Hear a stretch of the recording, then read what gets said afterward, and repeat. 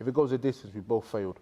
Hello, I'm Gareth Davis. Welcome to the Battle of the Baddest podcast. I'm here in Whitehall in Westminster in London. We have the press conference today for D Adelaye and Fabio Wardley. Wardley defends the British heavyweight title. It's a big grudge fight between these two unbeaten young British heavyweights. Of course, they are the precursor to the fight between Tyson Fury and Francis Ngannou on October the 28th in Riyadh. We're going to head to the press conference now. I'm going to interview both men today.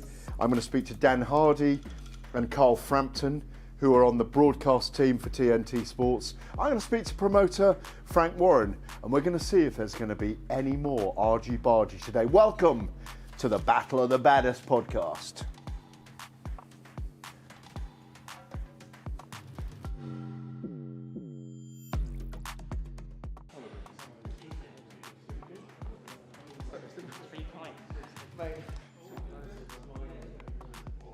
Well, joining me on the Battle of the Baddest podcast, one of the best looking Adonises in Britain, in heavyweight boxing and in boxing. You are, let's not be too shy about this, but the key is what you do with your hands and your feet and your brain, isn't it, in the ring? Yeah, it's all good looking the part, but are you the part? That's the thing, I think, is actually showing up on the night and doing the job. But so far so good, and planning for the same event again on the 28th. It must feel huge to be on, it's a 6-fight heavyweight card. These two fellas behind us. The big boys. The Francis Ngannou's chance to probably create the biggest upset in heavyweight boxing history against the lineal champion Tyson Fury. Without going into the rivalry between yourself and D Adelaye, first of all, does it feel like a kind of a shot in the arm, an injection to be able to be on such a big card that's going to be watched so globally? Yeah, this show, like I've been on big shows, this has a different feel to it, definitely. You're seeing this really ramping up now as you're getting closer to the fight. The promotion and stuff is all really, really building, they're going full steam ahead with it. And it's really, it's grabbing a lot of people, like random people who aren't particularly even that interested in boxing stuff are grabbing me, and they're like, oh, so you're on this card and so-and-so's fighting, and it's grabbing a lot of people's attention. So it's massive for me, a privilege to be a part of the show, and have everything there laid out in front of me, and then they go, right, go Fab, stage is yours, have your moment. Are you saying that it is crossing over, this event then? Yeah, definitely. It is definitely crossing over, and I think that was partly the point as well, was to grab a wider audience and try and get some more people involved to have a look and go, look, this is boxing, and this is two massive events or two massive people coming together. And there's a lot of question marks about the fight and how it's going to end up and how it's going to be, and I think that's what makes it so interesting. When I spoke to Todd DeBuff and Bob Arum and Frank Warren, the promotional side of all of this, I know you're an independent at the moment, aren't you? There is a move towards the Middle East, towards Saudi Arabia, with big-time heavyweight boxing. So outside, again, your actual battle, your retention of your title against Adelaye, it's a chance to really put yourself out there as well, isn't it? In what would be, it's almost like the Vegas of years ago that we were going to, that this might be the new Las Vegas for the big fight nights. So a statement from you can really put you in that mix. You must, without putting pressure on yourself, you must feel that as well, that this is that kind of opportunity. Yeah, definitely. Well, that's the thing, isn't it? Because it's like I just said, they give you the platform and they go, right, here's your moment. Here you go, take advantage of it. And I'm more than happy to do so. It's definitely, those are the type of things that really get me going. Like when you look around and you stop for a second and you go, I'm part of something serious here, like something big's happening, and this is my moment. Like you get your time in the ring to showcase your skills, your abilities, and then after that you do a good job, and hopefully they give you a call again and want you to come back, because like I say, the Saudis are looking like they've taken a keen interest into boxing. There's going to be a lot more fights there going forward, and a lot more I'd like to be a part of. Definitely a movement. We're sitting here today overlooking the Thames, Horse Guards Hotel. We are, I think, 12 days, 11 days from the event. Are you heading off today as well? You're getting over there? You're going to acclimatise? Soon, not yet. Soon though. Yeah, I'll be going over soon. Soak up some of the weather, soak up some of the rays, and just enjoy it a bit as well, and enjoy the spectacle of what it's going to be. Take some moments, not too many, but take some time to kind of soak it in and go, and just reflect and going, yeah, hang on, we're part of something special here. Undefeated in 16 fights. You pulled me up earlier, but I didn't look up your record before I got here. I had to ask you. You chopped my record in half, I think, and you said I had about 11 fights or something like that. I was like, hang on, I've done a few more than that. Lost 2/3, not half. Wow. Listen, you were splitting hairs with me earlier. You are one of the rising stars of the division. When you look back to, I mean, just a little bit on your history, that you were fighting very little amateur background, or none really. No amateur. Yeah. You were a white collar boxer. You obviously very athletic growing up. When you look back now, is it a bit of a dream? Do you have to pinch yourself? I know you put the hard work in, Fabio. There's no question about that. I've always been a fan of yours. But do you have to pinch yourself that things are mushrooming all the time for you? Yeah, it's a funny one. When I allow myself them little moments to stop and kind of and bask in what I've done so far. Like, don't get me wrong, I don't give it to myself too often. But every now and then I have a little moment and I'll be like, actually, you're not doing half bad. You've done all right, considering where you started, considering where you've come from, and what you've achieved so far in your career. You're doing pretty well, Fab. So I give myself a little pat on the back every now and then, but not too much. But it's more where you were. Was it 5 years ago? You would have been now? Where were you headed? What were you going to do in life? Where were you? Where was your focus and energy being put into? I think. Well, I started. What am I now?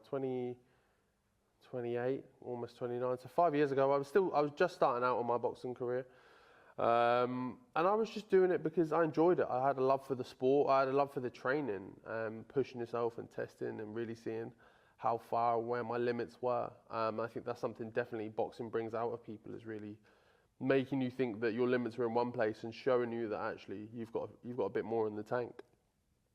So I was focused on the sport back then, but I wasn't necessarily sure of where my path was or where I was going to end up. And as the years went on, things got to be a bit clearer, and I started to narrow my focus. And then a few years on from that, here I am.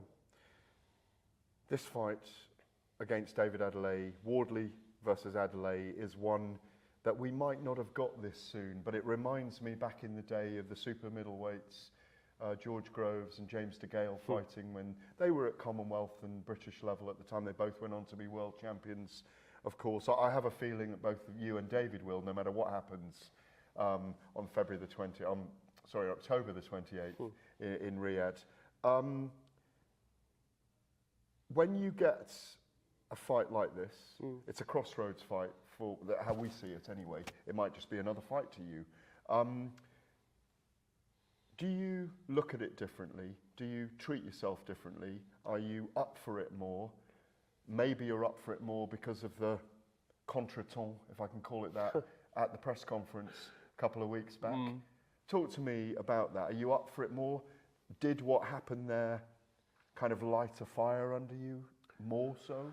I think, like, I'm always a consummate professional, so I always want to put the most into my training, into myself. And like, I'm always in the gym. I'm never particularly out of shape, whenever out of the gym. I'm never away from it too often, for too long, even quite shortly after a fight. I want to respect the sport and put the most into it. So it's hard to say, oh yeah, I've put more into this camp, because I'm always putting 100% in. I'm always doing more. I'm always pushing myself. I'm always thinking, how can we tweak? What can we add? Like, even at the points where, like a few fights ago now, we've added Ben into the camp, and that's me going, all right, cool, that's another little 1% and another little 1%. So I'm doing those things all the time anyway. I don't need any... Ben into the camp? Ben Davison as part of the team. Not everyone knows who he is. I think quite a few people know who Ben Davison is. But like, doing those little bits, even aside from any sort of controversy or needing any sort of nudge to do those things, I'm doing them on my own. I think before anything else, I hold myself to a higher standard, and want to make sure that I'm getting the most out of this, because the boxing career isn't particularly long either. So I need to I need to really treat it with respect and put the most into it that I can, and that's what I try and do. What about the fire? What about what happened on the red carpet? You guys obviously want to be the king of the jungle. There is a rivalry there. It's a very, very exciting fight for us when we picture the silhouettes moving and the hands flying. You're both at similar stages. He's come up maybe a bit behind you, but what did that do that day? How did you feel after what happened there on the day? Did you go away with something different in your mind? I was probably disappointed more so, because I'm not I understand that boxing as a sport has those moments and those back and forths and things, and they're fine. They have their place to a certain extent, but then the reason it has its place and the reason it's got more exciting is because we, having watched boxing a really long time, know that when something like that's happened, victory for you becomes even more important. It definitely will be sweeter on the night. I'd agree with that, definitely. But there was a lot more to be done that day. That's the thing. There was a big press conference that was watched by millions of people that I was supposed to be a part of, and that got disrupted and taken away. And it was supposed to be a great time to showcase not only the main event but us as chief support. A lot of people have dedicated a lot of time and money to an event like that. So for some silly people to ruin it with some silly actions is, like I say, disappointing. But it is what it is, and like I say, victory on the night will be a bit sweeter. Bell rings, what happens? It depends. It depends what kind of mood I'm in, I think. Really? It depends how I feel about going about it, because I think I'm gonna like, I've been saying it probably since for a long enough time now that I don't believe he has any heart or anything in him, and I think that's, if I can get anything from this fight, at least that's the thing I want to show to people, is that he's made of glass, he's soft, there's nothing there, there's no substance, there's no heart. And I'll happily put myself on the line to show you that, and I'll showcase, because I've gone through those moments before, those hard, rough moments where you've got to figure it out. And for me, it doubles me down and makes me more focused on the job at hand. So it's going to bring me a bit of joy to showcase that to the world of just how really feeble he is. Is it going the distance? No, not even close. Not even close. It's my first time in Saudi. I want to see some of the place. So I'm going to get that job done, and then I'm going to chip off and have a look around and see what's going on. These two fellas behind, a lot of people, I've been correcting a lot of people. They're calling that fight, Fury versus Ngannou, an exhibition. Could you imagine Francis if he was coming in against you, deciding he was going to give an exhibition? For me, it's a fight still. He's a proud warrior from the MMA code, a former UFC heavyweight champion. He's been written off in many quarters. If you were giving Francis advice in his fight with Tyson, what would you say to him? I think I'd say ignore the talk and you know yourself. You believe in yourself, because he's achieved a lot in UFC or in his specific domain. And those skills are transferable. And don't get me wrong, Fury is a great boxer, a great fighter, has a lot of heart.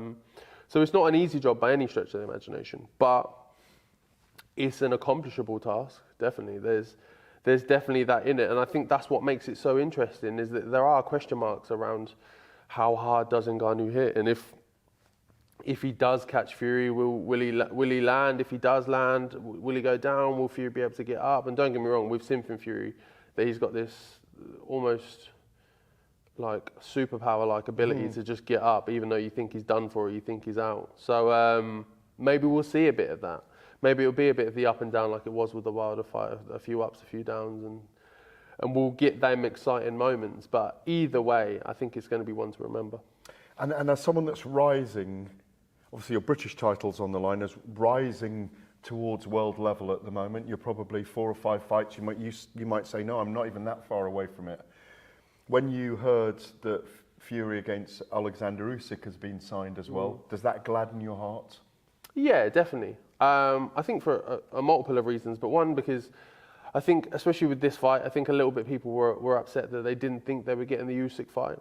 And then now I think it's like a double whammy where you're getting you're getting 2 for 1. You're getting more bang for your buck, really. You're getting the really interesting matchup of Fury versus Ngannou and all the question marks that has around it. And then all of those core boxing fans are satisfied as well because they know at the end of that, once that's done as well, they've got Fury Usyk to go for as well. So you're getting 2 for 1 on that.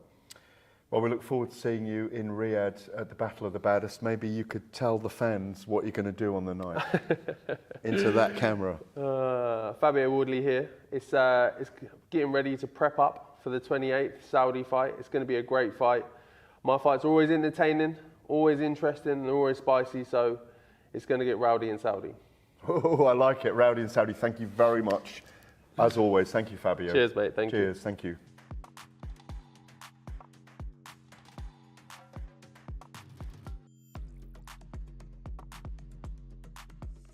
Well, I'm delighted to be joined on the Battle of the Baddest podcast by the big D himself, David Adelaye, who's been in Miami training for this. Is that first time abroad training? No. It's I think my 4th or 5th time, so yeah, it's not my first. You like it over there, the heat, running in the morning, training like... Yes, the humidity, the heat, get away from the distractions, the sparring's a better quality. There's a load of heavyweights above in Miami, so yeah, it's good work. There's a big grudge fight brewing, and it ain't Fury and Ngannou right now. It's you and Wardley, Fabio Wardley. I spoke to him earlier, and he's saying you got a glass heart, and he's going to crack it early in this fight. What do you say to that? Numpty. What's he talking about? I've never heard somebody even say that to me before. But if that's what he's banking on, then yeah, it's better for me. Do you think it's going to be a war? Depends on what comes out, and I mean how he comes out. If he comes out with a war, I'll stand and I'll bang with him. If he comes out trying to run away, then obviously it's going to take a longer time, but for me, there's no problem. You know what I mean? I'll stand and bang with him anywhere, so it don't really matter. You and I have met recently. We've spoken a few times about your growth over the last year, 2 years. And I say growth in terms of maturing as a fighter and as a person. And you're the baby of your family, aren't you? Yeah. But you're a giant baby if you're ever a baby. But yeah. But there's a maturity about how you feel about life, your career, your professionalism. Yeah, 100%.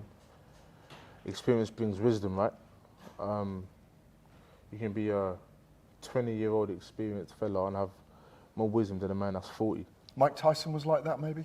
Exactly. I just got a lot of life experience, I think, and over time you start to pick up on certain things. And yeah, in terms of fighting as well, I think I've picked up a lot of experience in the last 2 years as well. So yeah, it's making me the man I am today. So. The contretemps, the melee you had with Fabio Wardley, well, you didn't necessarily have it, but the camps had at the red carpet event at Outernet, just up the road from here in Whitehall, 6 weeks ago, caused a big stir. Yeah, it's created a lot of noise around this fight. Yeah. Has it created a lot more noise in your heart and in your psychology because of that as well, that it's ignited massive interest from the public in this fight? No, in my heart is to say because he wasn't really doing anything. I mean, like, that just showed me that, you know what I mean? He keeps talking about all of these other things, but that just shows me he's not really that guy. He talks it and his team might look it, but they're not really them sort of people. And like I said, we only went there to match energy. I never went in there with no malice. It was all right when we went in. But I'm just good at matching energy. So when their team came with a certain energy, we matched it. They didn't like it. I was only in there with 3 people. It looked like I was in there with a load of people, but I was only in there with 3 people. He was in there with a whole team. He bought his own security firm. We still matched the energy and came out on top. So I suppose, people just thinking and having a certain assumption, or he does, but yeah, it's all good. Bell rings on Saturday night, October the 28th, in Riyadh to open the Riyadh season. These 2 big fellas behind you on the poster, the only ones left on the night. What happens when the bell rings between you and Wardley? Go out there and have some fun. If he wants to bring war, he's going to get war. If he wants to try and be smart, I'm out smart him, Yeah, he doesn't do nothing better than me on the fight night. Do you outbox him? Do you outfight him? Do you Both. Both. Like, I'm going in there knowing there's going to be a tussle.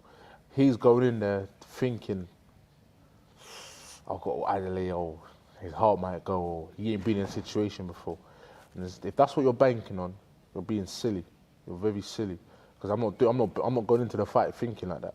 I'm going into the fight knowing it's going to be a tussle. So I think that's the difference between me and him. I go into war knowing I'm in war. He'll go into a battle only if he knows he's going to come out on top. No, that's not the case sometimes, you know. I mean, I study some people. Like, I study the art of war. People that go out and don't come home the same. You know, people that go out and not even come home. That's war. You know, it's not war when you're going out and you know you're going to come out on top of all of them situations there. So when he says that to me, it kind of shows me you ain't really got bottled in because you just think you're going to win. You know, I'm going into this fight, I know I'm going to win, but I know it could be, at the same time, be a very tough night. But you see how my heart doesn't change though. Like I say, my heart beats fear for no man. Wardley definitely wouldn't be the first person to beat fearful. Trust me. Do you think it goes the distance or It not? wouldn't. If it goes the distance, we both failed. The pair of us. Why? Because he can't talk like he's a big banger. I can't talk like I'm a big banger, and I can't bang up people like Wardley. Wardley's getting away. The judges ain't needed. They're both taking a lunch break, dinner break. They can go get some cold water in the heat whilst I quickly go and do my job on Wardley. There ain't going to be no judges needed. Apart from the massive occasion it is for yourself, you're going into a fight, you're a professional fighter, it's a huge moment in terms of the British title being on the line, all those kind of things. A big rival of yours reminds me, as I said earlier when I was talking to Fabio, of James DeGale and George Groves fighting years ago. You can go back to Audley Harrison, David Hay, lots of British fights where we were very excited about it. Apart from that, bigger than that, opening the RIyadh season, 6 heavyweight fights on the card. Roberto Duran Jr. fighting Jack McGann. They're obviously not heavyweights, but 6 heavyweight fights on the card. A really big event that's being promoted all over the world. We've seen the Sphere in Las Vegas. We've seen just it being promoted literally globally. Brilliant videos leading into it. What does that mean to you to be on an event of this magnitude? It's good. I remember my coach told me, soak it up, because at the end of the day, all it is a bunch of memories. So I just enjoy it and soak it up. There's going to be a time I'm headlining these shows and there's going to be my name up there. But you know, you got to play your position. You got to climb the ladder. I can't complain. I'm in a good opportunity right now. You know, I'm in a good space. So yeah, I just kind of go there, go with the flow, enjoy it. Don't take it too serious. You know, I chose boxing. Boxing never chose me. I chose to do this sport. You know, so it's nothing I can't handle. You know, it's not one of them things where, you know, certain people, they fight because they have to. I'm not in a position like that. I'm in a position, I fight because I want to, because I love it. You know, so when you do something like that, it's always different. Do you want to steal the show, though? I definitely do want to steal the show, 100%. I want to steal his heart too, and his belts. You know, yeah. I mean, I don't want to talk too much, but yeah. Are you convinced in your heart and in your mentality and your psychology that you will be the world champion? I will be. There's not even no doubts. Like, it's just, I don't know what it is, man. There's just something that separates me from these other boys. I seriously don't know what it is. Like, I'm just the chosen one, you know. Yeah. And yeah, like, I just believe in myself. You know what they say, sometimes they can say something along the lines of like, okay, this guy doesn't know nothing, but for me, it's just more so it's me, it's just the way I am. I like fighting, I believe in myself. I know where my heart will take me. My heart's never failed me, never. It definitely won't fail me now. Final question, and it's on Big Francis.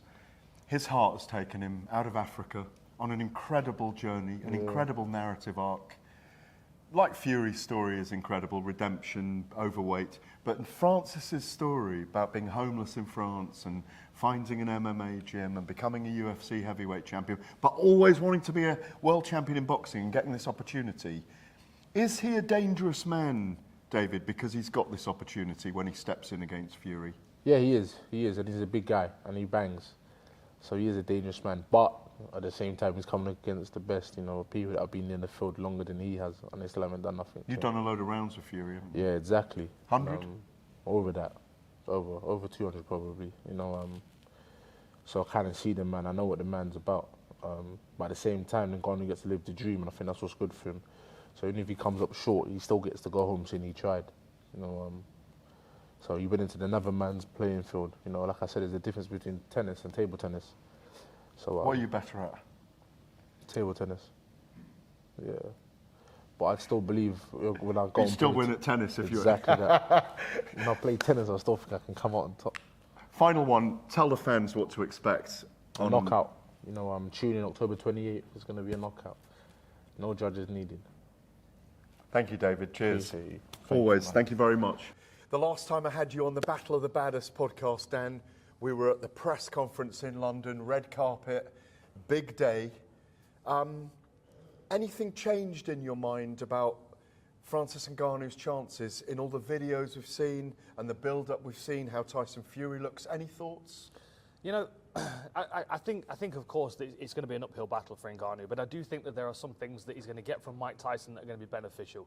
Psychological advantage of having Mike Tyson just there, investing his time and is going to be huge for someone like Ngannou. And, you look at Mike Tyson's style, working his way inside a long jab against big fighters. Again, it's ideal for Ngannou. It's difficult to know how much he's going to be able to implement into his game. But even if he's just able to add a little bit to get him in range to land those power punches, it could be a game changer. Is it wrong, people saying, it's just an exhibition fight? Because surely Ngannou has every intention of taking Fury's head off. Yeah, and I don't think, Tyson Fury's not thinking about this as any kind of exhibition as well, because he knows he's got one of the most thunderous punches on the planet trying to take his head off. Like, he has to take that seriously. Of course, Tyson's got supreme boxing skills, and he's going to be able to utilize them to manage this fight, the pace, keep himself safe, etc., etc. But there's always the untangible, right? There's always that moment where Ngannou comes out from a weird angle, like he did against Rosenstrike or Overeem, where he catches you with a punch that's from way down below, and you don't see it coming. And Carl Frampton's made a good point when I've been talking to him today. It's so difficult to spar novices because they don't move with the good fundamental patterns that you can predict. That's the advantage here for Ngannou, but he has to get close to do it. We're here at the Wardley Adelaye press conference today. That's going to be fireworks, isn't it? That is going to be fireworks. And, I really love the fact that this undercard is being stacked, so it's not just about the main event. It's about all of these fighters. I mean, there was the animosity that was overflowing at the red carpet event. And I think stylistically it's a very interesting matchup. You've got Wardley, who's got a nice tight guard. He's very good at pressuring and forcing people to fight. And then, you've got Adelaye, who's hanging back, waiting, low lead hand, trying to draw you in, ready for that rocket of a right hand that he's got. I think stylistically that's a really good matchup. And they're both talking reality in there. It's going to be a hard fight. They're going to be in deep waters, and someone's going to have to dig deep. And it might steal the show. I don't disagree with you. We will see you in Riyadh. Thank you, Dan. I'm looking forward to it. Cheers. Carl Frampton, you're part of the commentary team out in Saudi next week. Just a quick one on David Adelaye and Fabio Wardley, or Wardley and Adelaye.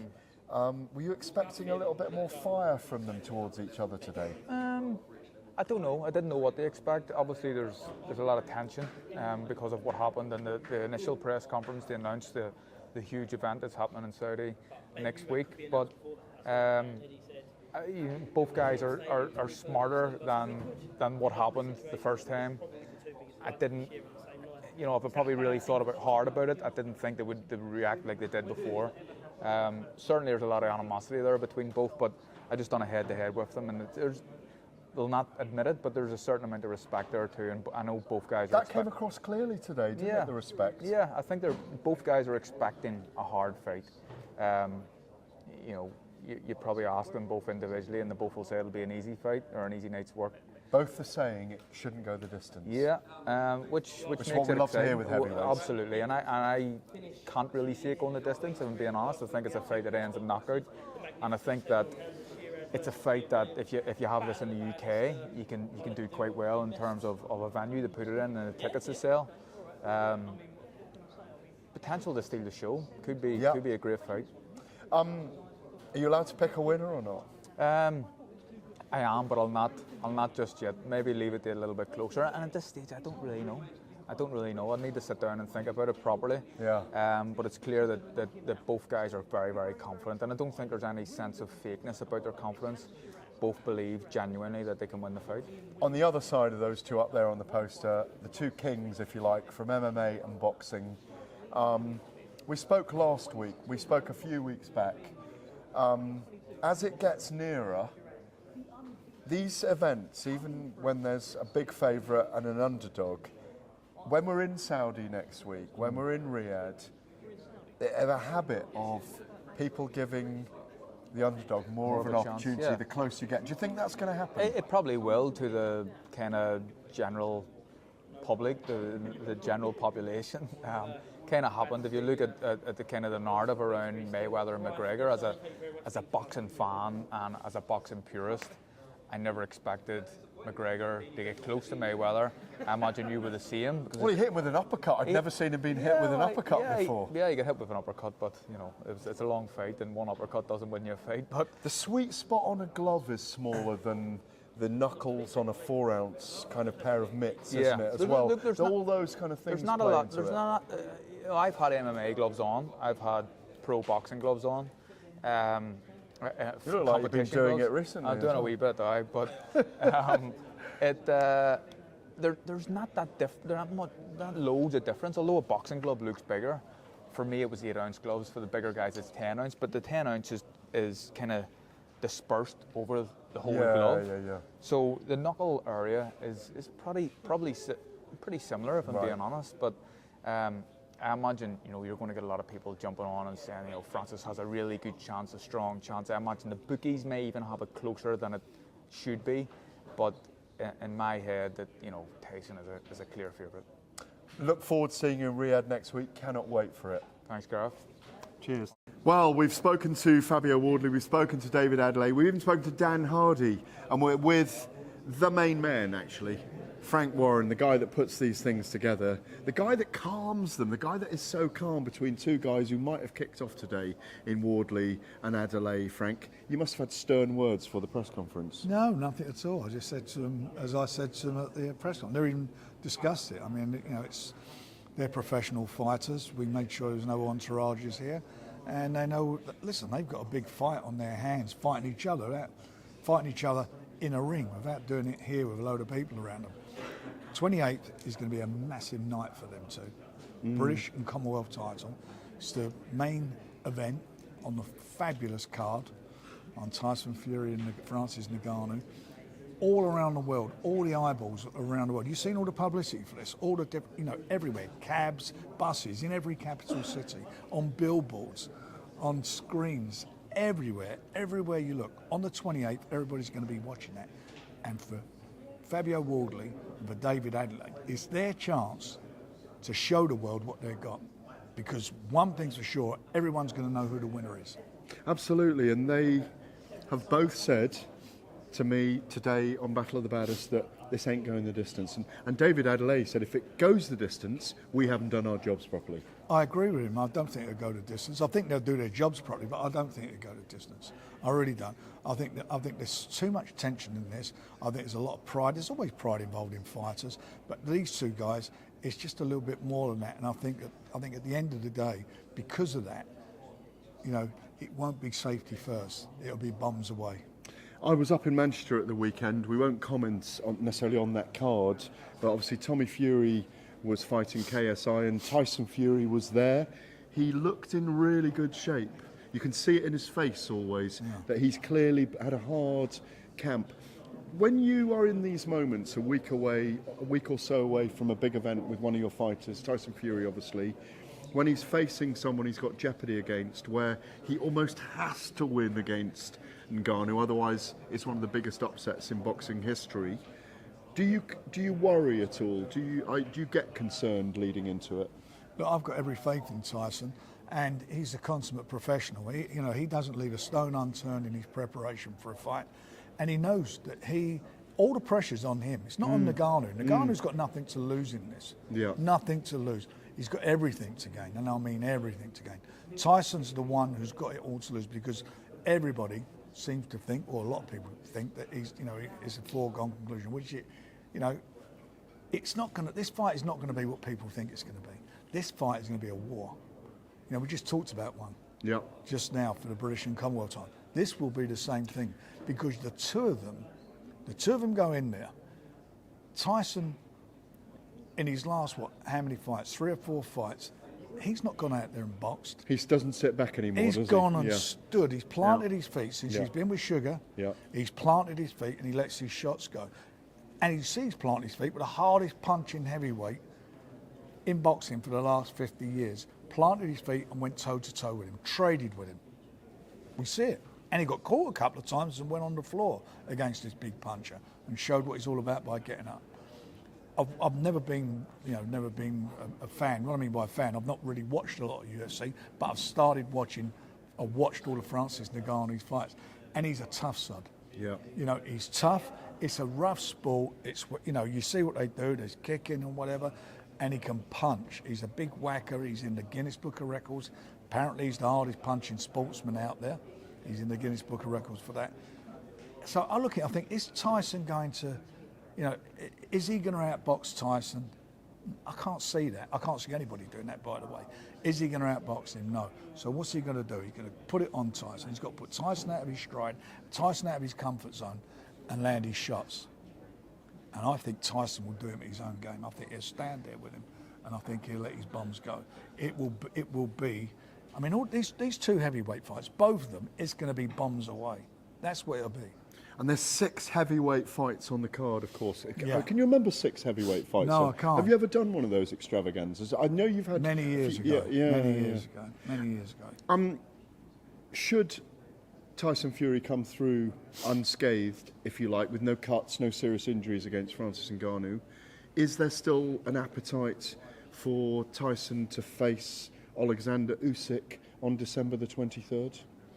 Look, this place we're in, where we're doing this press conference, used to be MI5 building. So it's a secret. You won't find out until after the fight. Fair enough. But I'm going to ask this because Eddie Hearn's saying he might put Conor Benn and Chris Eubank on that night as well. Yeah. Presumably he won't if you've got that fight on that night. What title's that for? I don't think there is a title. It's a welterweight versus a middleweight. Welterweight versus a middleweight. There's going to be a lot of interest outside of Britain for that. Frank, we look forward to seeing you in Riyadh next week, and for the Battle of Baddest podcast. The game is being changed, isn't it? Told you it's a game changer, and it is a game changer. This is the start of something really big. This is the future. This is the start of something big. And I'm really delighted that we're a part of it and been able to contribute to it. And I think what His Excellency has done is magnificent. You look at all these promos, they're like Oscar-winning things. I mean, I've never seen promotion like this. Cabs, buses, everywhere. The quality of the tiny documentaries are incredible. Go down to the Thames where you've got the Tower Bridge. You look at this stuff; it's phenomenal. It's phenomenal. And as I say, all this publicity means, people are going to be watching something, and they're going to be watching something, and they're going to be excited by what they see. No doubt about that. Thanks, Frank. We'll see you next week. Look forward to it. Cheers. Thank you. So the press conference is over. Just come with me for a moment. Wardley, Adelaye, no shenanigans today. They've spoken about what they want to do to each other on the night in Riyadh.